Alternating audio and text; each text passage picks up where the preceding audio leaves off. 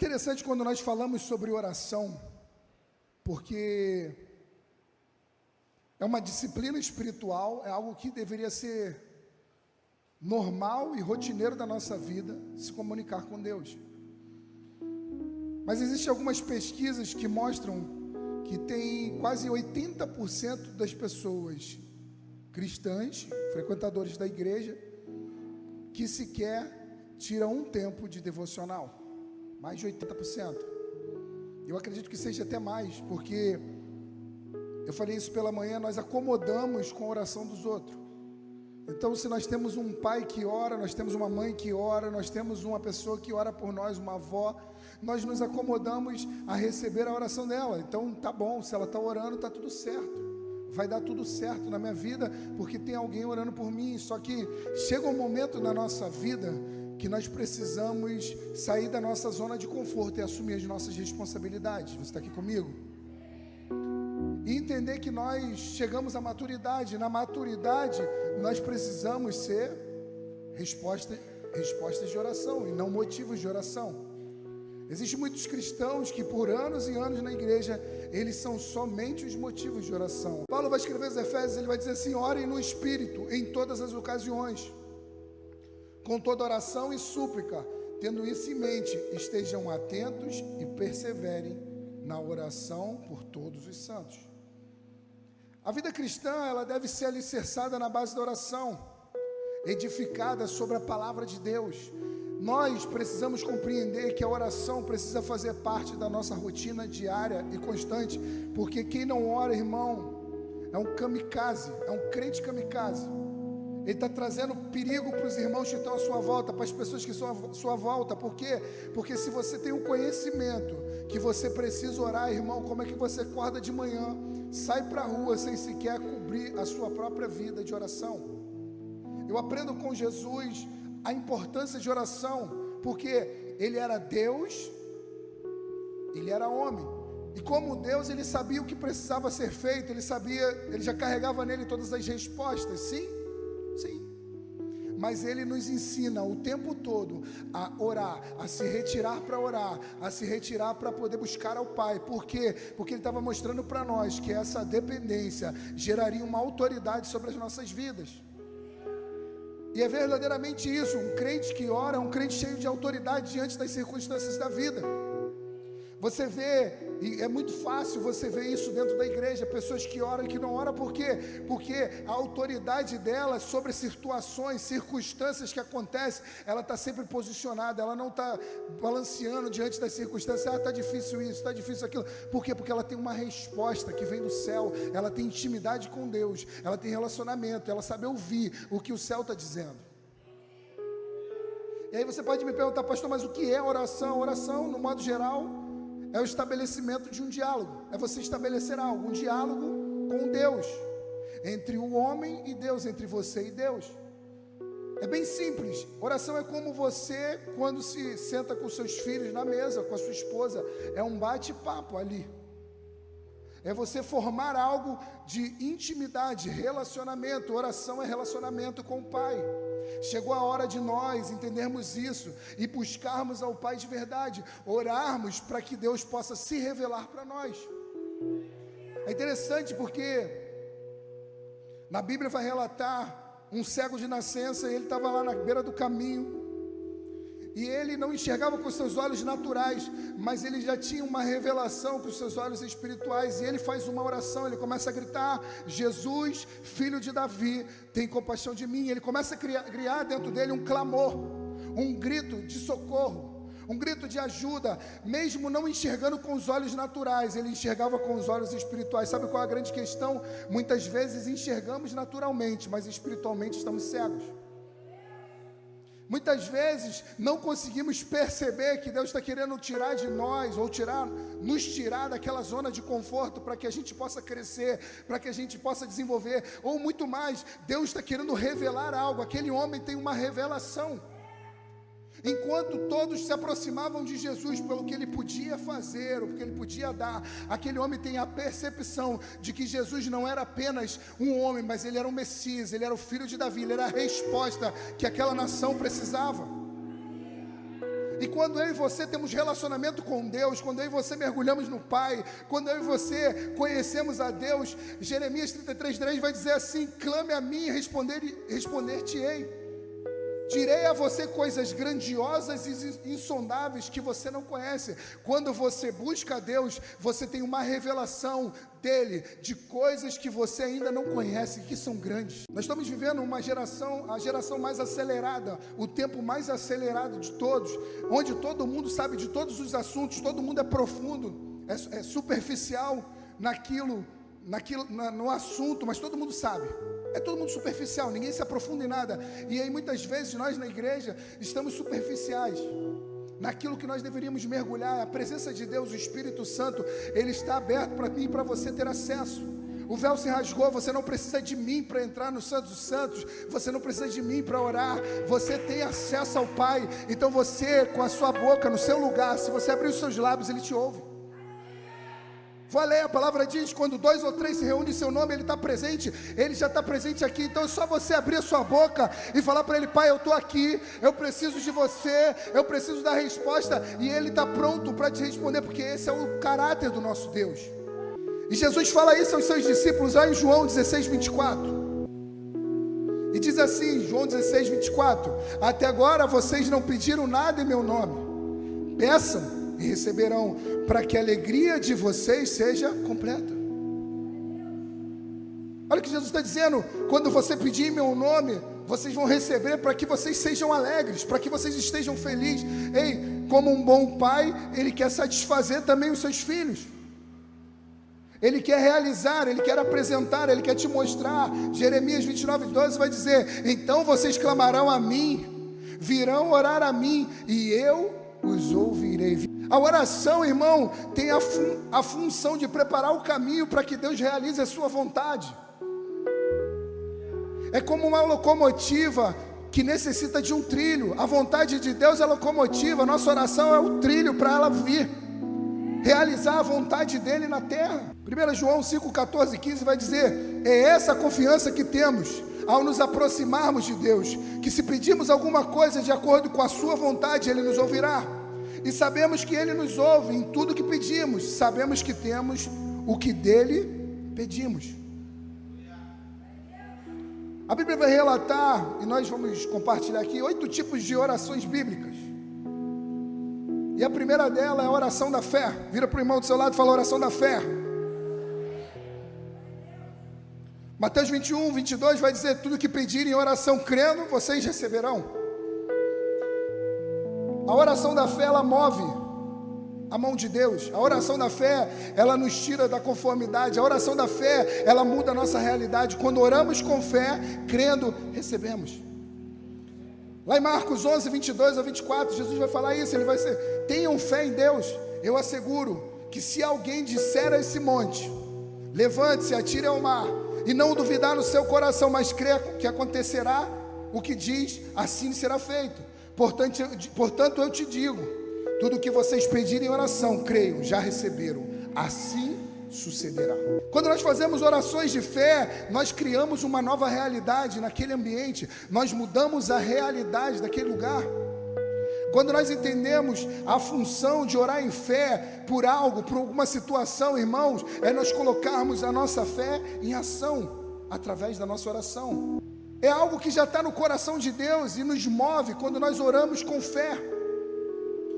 Só que é interessante porque muitas vezes, no meio dessa oração de fé, nós temos algumas confissões duplas. Então você recebe um laudo médico, e aí no laudo está dizendo que é uma doença. E aí você tem fé, e aí você fala assim: eu creio, eu já estou curado. Aí alguém chega para você: mas isso aí não tem jeito não. E aí você pega aquele laudo e começa a falar assim: é muito difícil. Você cancela o que a palavra diz e começa a viver de acordo com o que os teus olhos podem ver ou enxergam.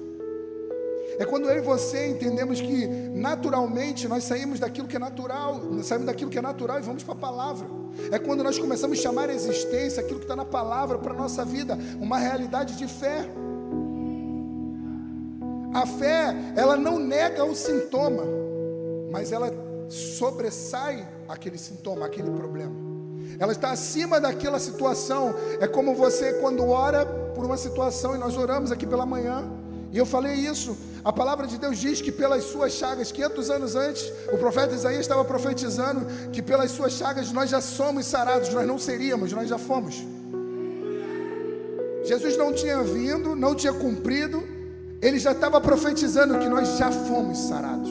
Então é uma realidade, cura é uma realidade, está aberta para nós. Agora nós precisamos acessar, tomar posse, confessar uma confissão de fé, ela muda toda uma realidade.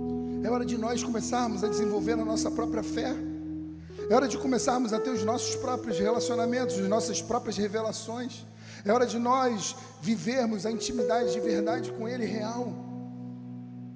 Não ficar mais escorado na fé de outras pessoas, na oração de outras pessoas, mas nós começarmos a trilhar esse caminho de oração e fé. Irmão, não tem família forte sem pessoas que oram. Não tem pessoas fortes se elas não oram.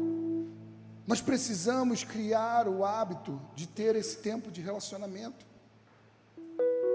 Essa semana Deus ministrou muito ao meu coração sobre oração. Porque quantas vezes na nossa vida nós falamos o nosso problema para todo mundo, mas não falamos para quem pode resolver.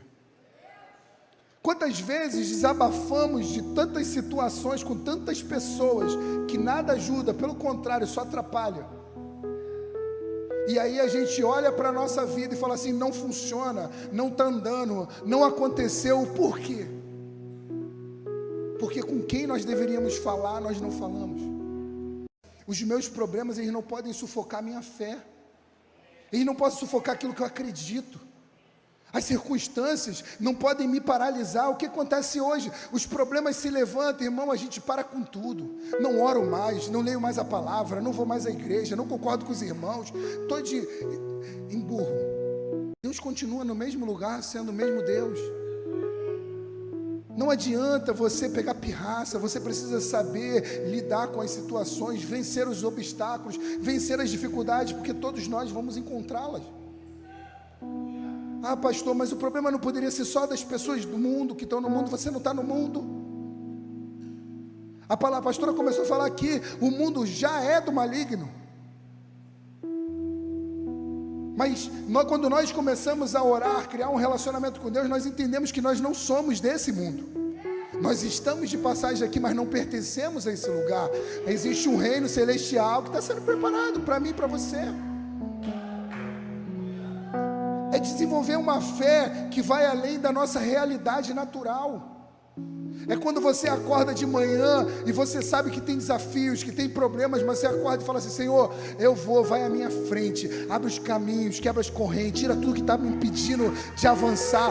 Pai, eu estou aqui, me ajuda, me orienta, me dá um insight, me dá uma ideia, preciso resolver um problema, irmão. Eu falava assim, Deus, me dá uma ideia, me dá um insight, me dá uma estratégia.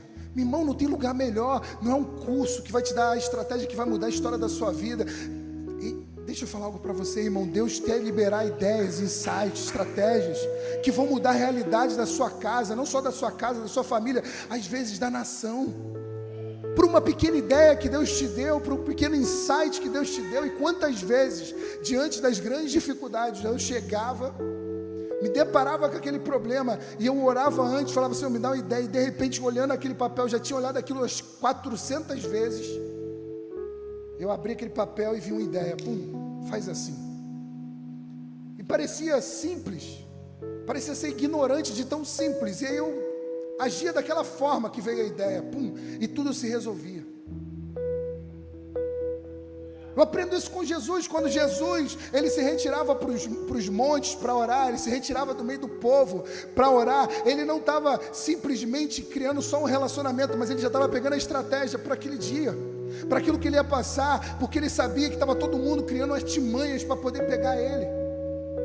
E Jesus o tempo todo já tinha as estratégias. Você vê Jesus chegando diante do enfermo. E aí muitas vezes nós cristãos estamos aí diante de circunstâncias, a pessoa para você, ora por mim, estou doente. Aí você fica desesperado, mas será que é da vontade de Deus? Irmão, é a vontade de Deus. Curar é a vontade de Deus. E aí nós deparamos com as circunstâncias, com a situação, e a gente não sabe o que fazer. Jesus não, é interessante, porque ele chegava diante do paralítico ali, ele já chegava e falava assim: queres? Quer? Então levanta e anda. Ele não parava e falava só um instante: Senhor, é da tua vontade que esse paralítico ande? Não, ele tinha uma resposta. Pedro, ele vai orar, quando ele chega na porta do templo, está o paralítico pedindo esmola, está aquele rapaz pedindo esmola. Pedro já tinha feito provavelmente aquele percurso dezenas de vezes, mas ele um dia despertou para dentro dele e entendeu: ei, eu preciso começar a praticar aquilo que eu aprendi com o meu mestre. Ele chega diante daquele homem: eu não tenho prata, não tenho ouro, mas o que eu tenho te dou, levanta e anda. Será que não é hora de você, diante das circunstâncias da vida, dizer para as circunstâncias: ei, agora levanta e anda, porque acabou? Será que não é hora de a gente se levantar e se posicionar e falar: Senhor, agora não quero mais, essa situação aqui está repreendido, não quero mais na minha vida, parou, acabou, cessou aqui, Satanás, fora.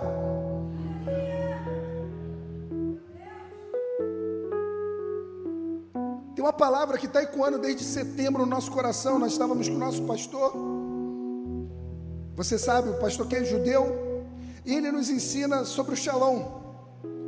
E aí ele traz algumas especificações para o inglês. E aí quando nós traduzimos, algumas palavras mexeu com a gente, que é nada quebrado, nada faltando, tudo no lugar. É interessante porque a gente trouxe isso de setembro para cá, muito forte dentro da nossa casa, da nossa vida, nas nossas orações, porque nós entramos no Shalom de Deus, nós entramos na vontade dEle. E aí agora, há poucos dias eu estou vendo uma multidão de pessoas falando sobre esse assunto: nada quebrado, nada faltando, tudo no lugar. E é uma realidade. Será que não é hora da gente se posicionar para viver o Shalom? Que esse Shalom é para mim e para você, irmão. Esse Shalom, esse lugar é para mim e para você. E essa palavra tem mexido com a gente, por quê? Porque é verdadeiramente isso. Muitas vezes está quebrado, está faltando, está fora do lugar. Quando nós consertamos o que está quebrado, quando nós ajeitamos o que está fora do lugar, quando nós arrumamos o que está bagunçado, as coisas começam a fluir naturalmente. A oração é isso, é você ter o acesso, entender: ei, Deus está falando algo, tem algo que Deus está querendo dizer para esse tempo, tem algo que Deus está querendo dizer para a minha vida. É a fé, chamar a existência. Segundo tipo de oração é a oração de consagração. É quando você entrega, reconhece, fala assim: agora já não dá mais para mim, agora eu estou separado aqui, mas isso não é para mim. Jesus faz essa oração lá em Lucas 22, 42, diz assim: Pai, se queres, afasta de mim esse cálice, contudo, que não seja feita a minha vontade, mas a tua. Devemos viver uma vida de consagração, para estar sempre fazendo a vontade do Pai.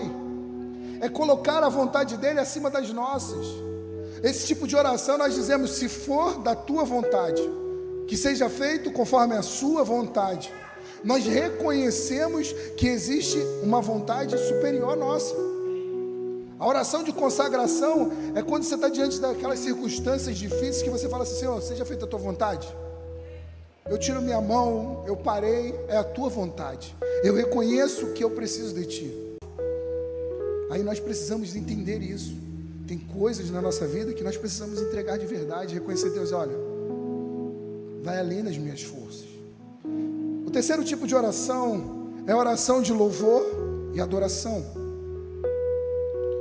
João 4:24, Jesus vai falar para a mulher: Deus é espírito e é necessário que os seus adoradores o adorem em espírito e em verdade. Atos 16, aí você pode ler em casa, vai contar a história de Paulo e Silas. E vai dizer lá no verso 24, verso 25: e por volta da meia-noite, Paulo e Silas estavam orando e cantando hinos a Deus.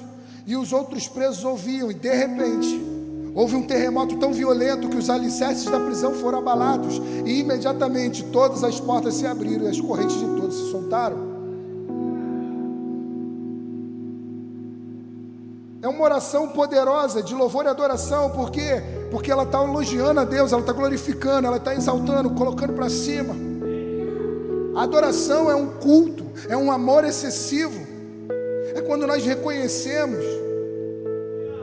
Esse é o maior e o mais elevado tipo de oração, né? Louvor e adoração não é um momento que você chega aqui e eles estão cantando aqui, mas é o momento que você fecha os seus olhos e reconhece quem Ele é, a grandeza dEle.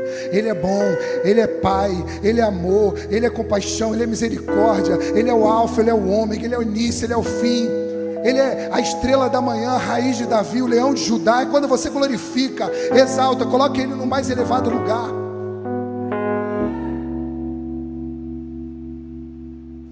Quando exaltamos a Ele, irmão, cadeias se quebram, correntes se quebram da nossa vida.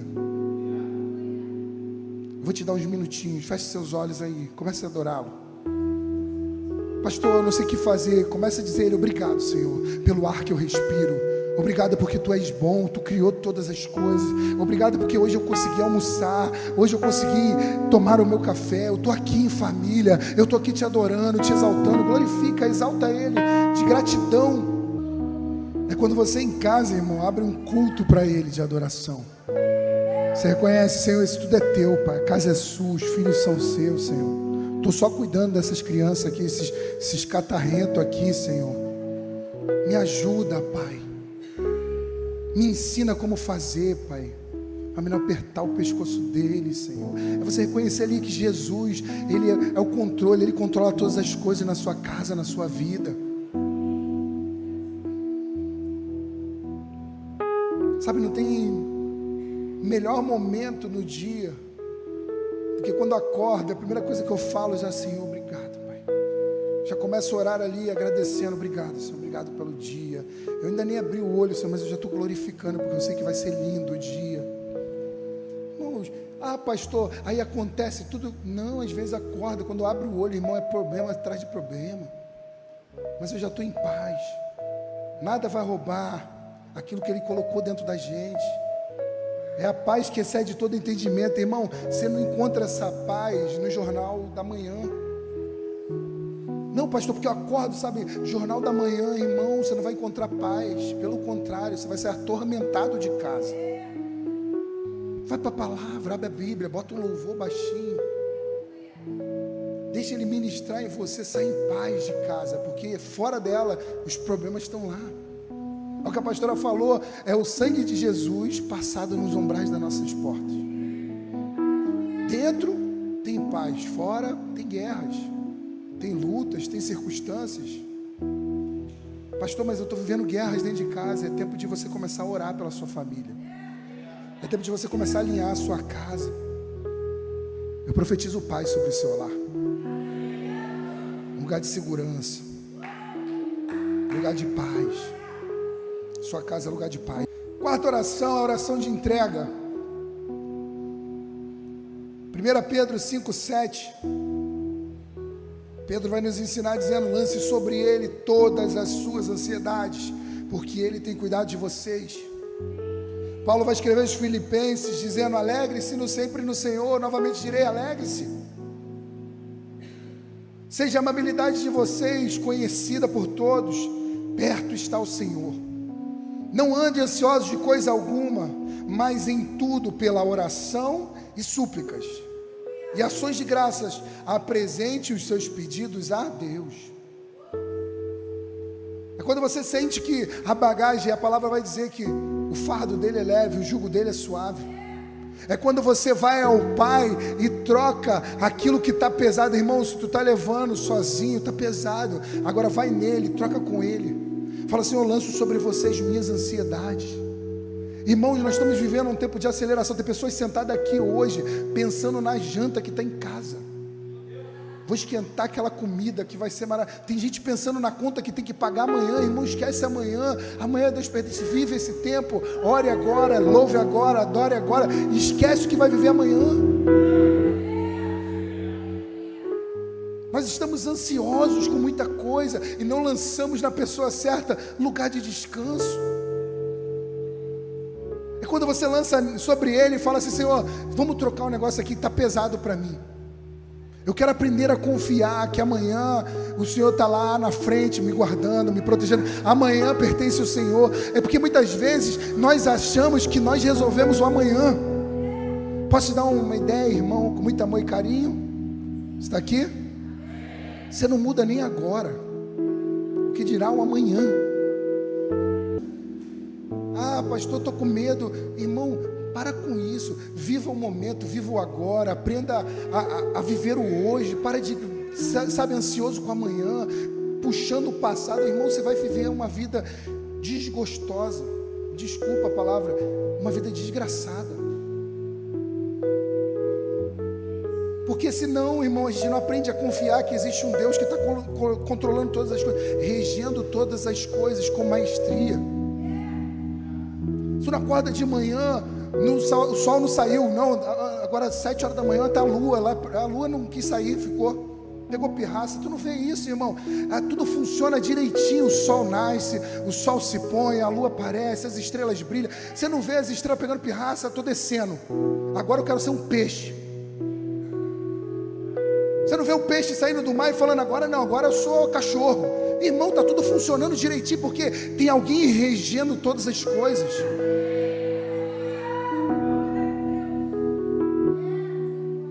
É quando nós entendemos que Ele está regendo a nossa vida, nós confiamos nele, nós entregamos para Ele. Aí não, para mim não funciona. A palavra diz, se Ele cuida das aves dos céus, vocês não têm mais valor? Ele está cuidando de todas as coisas. Pode parecer, mas para mim parece. Para você, mas para Ele não. Porque se Ele fizer a tua vontade, irmão, imagina se Ele fizer a vontade de todo mundo que está aqui hoje, da maneira que cada um está pensando. Que bagunça. Porque nós não sabemos o que queremos. Nós oscilamos até nos nossos pensamentos. Hoje você quer, amanhã você já não quer mais. Quantos de nós não acordamos ontem? Não, eu vou comprar uma moto. Aí hoje de manhã falou, não, melhor tirar a habilitação, comprar um carro. Aí amanhã você vai acordar de novo, vou comprar uma bicicleta mesmo, que não gasta combustível, que está muito caro. Cada um de nós oscilamos nos nossos pensamentos, nas nossas ideias, para coisas simples na nossa vida. Não tem amém, não tem um amém, mas continua sendo a verdade. Posso falar uma coisa para você, irmão, que eu descobri? A gente não sabe nem o que a gente quer. Mas quando a gente confia nele, a gente entrega, Senhor, eu não sei o que eu quero, mas eu sei que eu preciso. Estou aí, me ajuda. Eu falei de manhã, eu vou ensinar, eu começo orando, eu falo assim, eu não sei como orar, mas eu sei que eu preciso orar, me ensina. Estou aqui, eu preciso. Eu preciso estar com você, eu preciso aprender. Intimidade, relacionamento, leva tempo, muito tempo. Quinto tipo de oração, a oração em línguas.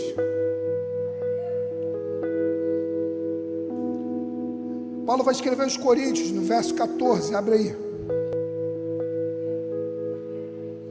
1 Coríntios 14. Eu vou ler o 2, o 4, o 14 e o 15.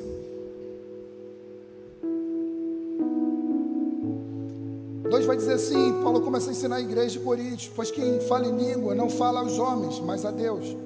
De fato, ninguém o entende. Em espírito fala mistérios. Quem fala em língua a si mesmo edifica, mas quem profetiza edifica a igreja. Pois se oro em línguas, o meu espírito ora, mas a minha mente fica infrutífera. Então o que farei? Orarei com o espírito, mas também orarei com entendimento. Cantarei com o espírito, mas também cantarei com entendimento. A oração em línguas serve para me edificar, para te edificar. Muitas vezes nós achamos, nossa, olha como aquele irmão espiritual, ele olha em línguas. O irmão vem marchando no mistério, que espiritual. E quando ele sai, ele está ali falando mal dos irmãos. Ele fala em língua, mas ele não controla a língua. Orar em língua, irmão, é edificação para o seu próprio, para você mesmo, para você, para a própria pessoa. É você entender, eu preciso ter o entendimento que eu preciso amadurecer. A oração em línguas faz a gente amadurecer, faz a gente crescer. É um relacionamento com o Espírito Santo. É o próprio Espírito edificando a gente. É o poder dele em nós. nós lembramos, somos nós lembrando do poder dele que habita dentro de cada um de nós. João 14,16, Jesus vai falar sobre o Espírito Santo. Ele vai dizer: eu pedirei ao Pai, e Ele vos dará um conselheiro para estar com vocês sempre. O Espírito da verdade, o mundo não pode recebê-lo, porque não vem nem o conhece, mas vocês o conhecem, pois Ele vive com vocês e estará em vocês. Orar em línguas é orar de acordo com a perfeita vontade de Deus, é a sua própria edificação, é o seu corpo ali trabalhando, e você falando ali com os próprios anjos, com o próprio Deus, com o próprio Espírito Santo.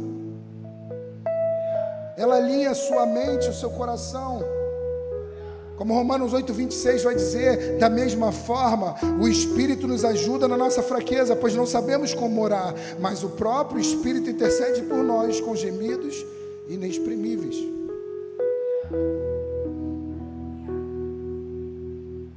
Falar em língua, irmão, é nos conservar livres da contaminação do mundo. Não é desordem, não é desorganização, mas é entender por quê, para quê? Para minha própria edificação. Mergulhe, conheça do Espírito Santo, deixe Ele se revelar a você. Sexto tipo de oração, a oração de intercessão. 1 Timóteo 2, abre aí a sua Bíblia, 2, do 1 ao 3. Antes de tudo, recomendo que façam súplicas, oração, intercessões e ações de graça por todos os homens, pelos reis e por todos que exercem autoridade, para que tenham uma vida tranquila e pacífica, com toda a piedade e dignidade. E isso é bom e agradável perante Deus, o nosso Salvador. A palavra interceder significa interpor-se. Está entre as duas partes, é uma ideia de reconciliar. Por isso Paulo vai dizer que nós somos reconciliadores. Nós não trazemos guerras, nós resolvemos as guerras. Nós não levamos confusão, nós trazemos paz. Nós somos regidos pelo príncipe da paz. A oração de intercessão é quando eu me coloco na brecha por alguém, por exemplo, pelo seu filho, pelo seu marido, pela sua esposa, pela sua casa, por alguém que você precisa entrar nesse lugar, por outra pessoa. Jesus é o nosso intercessor no céu. É quando você erra, Deus não olha para você pelo seu pecado, mas Ele olha para você através de Jesus. O seu pecado está perdoado. Ele consegue te enxergar através do olhar de Jesus. O nosso intercessor no céu está à direita do Pai. Você tem um intercessor à direita de Deus. Só dois ficaram felizes com isso. Hebreus 7:25. Portanto, Ele é capaz de salvar definitivamente aqueles que por meio dele se aproximam de Deus, pois Ele vive e sempre intercede por eles. Romanos 8:34. Quem os condenará?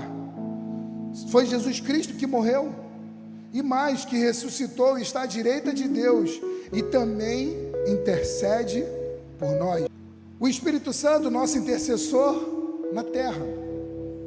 Romanos 8:26, nós lemos: da mesma forma, o Espírito nos ajuda na nossa fraqueza, pois não sabemos como orar, mas o próprio Espírito intercede por nós com gemidos inexprimíveis. Ele intercede na terra, de dentro de nós. Ele habita dentro de você. Nós temos o intercessor no céu, Jesus. Nós temos o intercessor na terra, o Espírito Santo. Agora nós também podemos ser intercessor de pessoas, né? Então comece a interceder por alguém, irmão. Alguém que precisa ser reconciliado com o Pai. Seja você essa pessoa que está entre ela, interpondo-se, orando, como Abraão, um dos primeiros intercessores, Abraão. Sétima oração é a oração de concordância. Está aqui ainda? Eclesiastes 4:9. É melhor ter a companhia do que estar sozinho, porque é maior a recompensa do trabalho de duas pessoas. Quando duas pessoas se unem para orar por algo em concordância, irmão, já aconteceu. A palavra vai dizer: quando dois ou mais se reúnem em seu nome, ele se faz presente. Então, quando nós unimos a nossa oração com o mesmo propósito, nós falamos isso de manhã, o casal orando junto, com o mesmo propósito, em concordância, é unir em concordância na oração, afastando os pontos de discórdia, é unir a fé, um propósito específico de acordo com a palavra de Deus. Concordar, irmão, é fazer sintonia. Eu falei, dei o exemplo do louvor. Quando eles chegam aqui, você sabe quando eles estão sintonizados ou não. Hoje eles estavam bem sintonizados. A Bíblia vai relatar, lá em Atos 12, eu vou ler o versículo 5 e 6 aqui. Diz assim: Pedro então ficou detido na prisão, mas a igreja orava intensamente por ele. Olha que interessante, ele estava preso, os irmãos começaram a orar em propósito, em unidade, em concordância, e de repente a palavra vai dizer que as cadeias se soltaram de Pedro, ele saiu daqueles portões, foi livre, foi liberto. Por quê? Porque havia concordância. Tem muitas coisas que ainda não aconteceu na sua casa, porque ainda não tem a concordância, porque ainda não estão orando com o mesmo propósito. Mateus 18, abre aí, do 18 ao 20. Digo a verdade, tudo que vocês ligarem na terra terá sido ligado no céu, e tudo que vocês desligarem na terra terá sido desligado nos céus. Também digo que se dois de vocês concordarem na terra em qualquer assunto sobre o qual pedirem, isso será feito a vocês por meu Pai que está nos céus. Pois onde se reunirem 2 ou 3 em meu nome, ali eu estou no meio dele. O Senhor está aqui nessa noite. Você crê? Eu creio que nessa noite, curas, milagres, sinais. A oitava oração, e aqui eu encerro, a oração unânime, ou uníssona. Salmo 133, abre aí. Diz assim: como é bom e agradável quando os irmãos convivem em união. É como óleo precioso derramado sobre a cabeça e desce pela barba, a barba de Arão até a gola de suas vestes. É como o orvalho do Hermon, quando desce sobre os montes de Sião. Ali o Senhor concede a bênção da vida para sempre. É quando nós, igreja, entendemos que a nossa oração é unânime, uníssona. É quando nós nos reunimos para orar e entendemos que qual o propósito. Por isso nós falamos de uma visão. A igreja tem uma visão. Qual a visão? Pelo que eu oro. Eu oro pelo Jacarepaguá, eu oro pelo Rio de Janeiro, eu oro pelas nações. Eu oro para que haja salvação. Nós, igreja, oramos juntos, com o mesmo propósito, entenderam? Ei, Deus deu uma visão para nós como igreja. Nós não chegamos aqui só para ser bonitinho, igreja legal. Não, nós chegamos para gerar transformações, para gerar mudanças. A nossa oração uníssona é para que haja transformações, curas, milagres e sinais, para que o poder de Deus seja manifesto à nossa volta.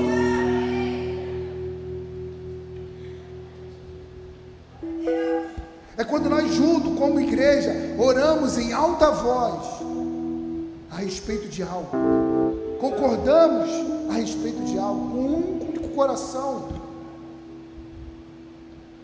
É o Espírito e o coração de todos numa mesma direção.